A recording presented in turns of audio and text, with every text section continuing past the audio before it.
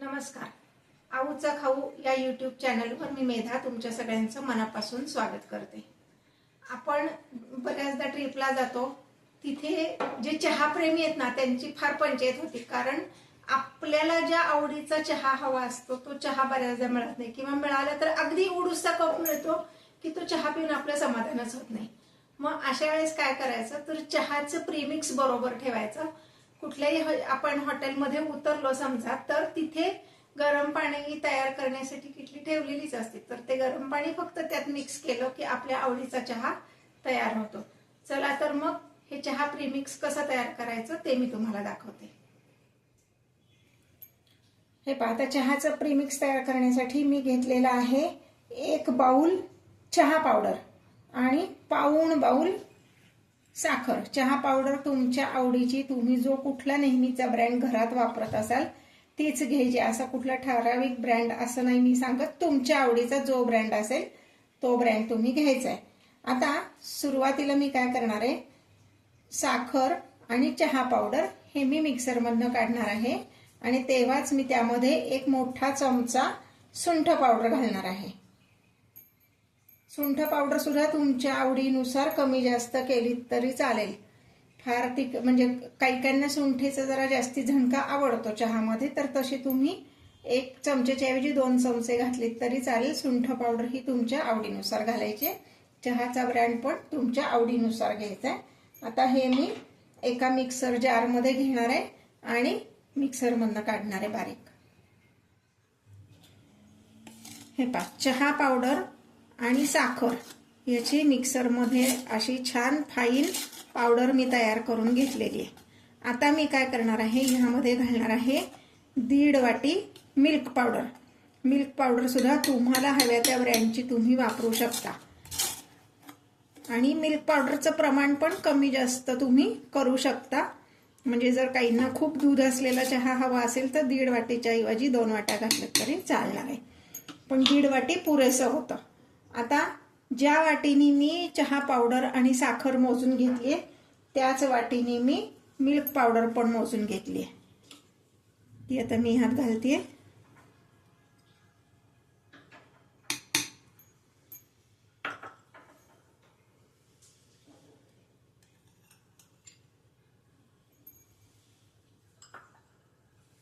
आता हे मी मिक्सरमधनं काढून घेते.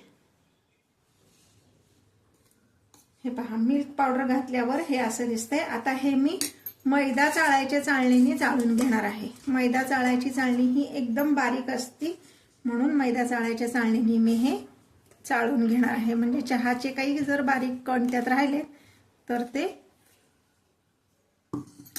जातील.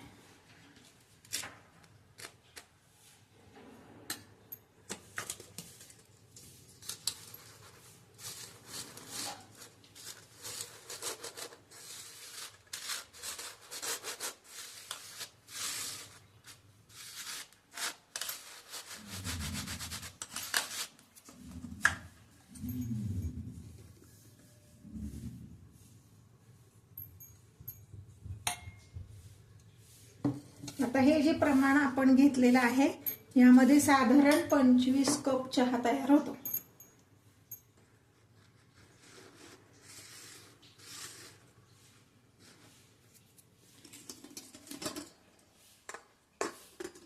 मी तुम्हाला जे काही व्हिडिओज दाखवते ते जर तुम्हाला आवडत असतील तर माझ्या चॅनलला लाईक करायला आणि कमेंट करायला विसरू नका. आता ही चहा पावडर ना बऱ्याचदा बाहेर पण विकत मिळते, पण त्यात प्रिझर्वेटिव्ह घातलेले असतात टिकण्यासाठी. आपण ह्यात कुठलंही प्रिझर्वेटिव्ह घातलेलं नाही. घट्ट झाकणाच्या बरणीत ठेवून तुम्ही ओला चमचा न लावता जर हे वापरलं तर साधारण 1 ते 1.5 महिना ही पावडर व्यवस्थित टिकते.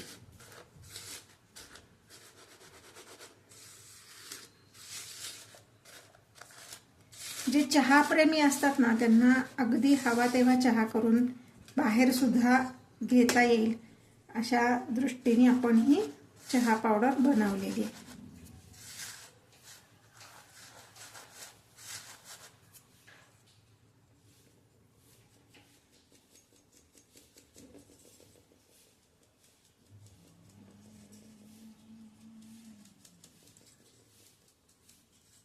आता तुम्हाला ह्याचा चहा पण कसा बनवायचा ते दाखवणार आहे बरं का. हे पहा, किंचित चहाचं हे असं थोडं राहिले. आता हे टाकून द्यायचं. असंही आपला चहा गाळणीत सुद्धा एवढं राहतच.